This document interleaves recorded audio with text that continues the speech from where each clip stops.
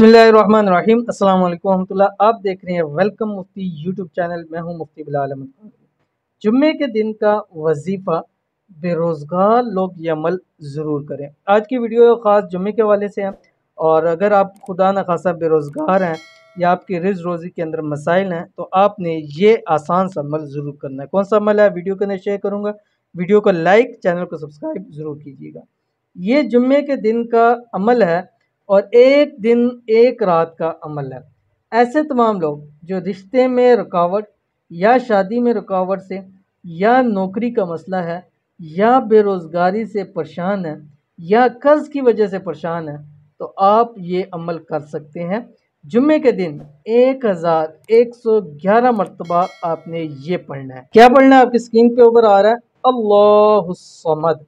असर से लेकर इशा तक मुसलसल जारी रखें। जैसे मुकम्मल हो तो फ़ौरन 11 मरतबा दुरूद इब्राहिमी पढ़कर दुआ करें। इस अमल को करने के बाद आपको ख़ुद महसूस होगा कि मेरी मुश्किल आसान होने लग गई हैं।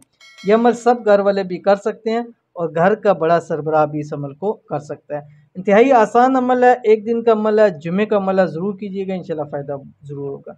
मिलते हैं इंशाल्लाह नेक्स्ट वीडियो के अंदर। तब तक के लिए अल्लाह हाफ़िज़।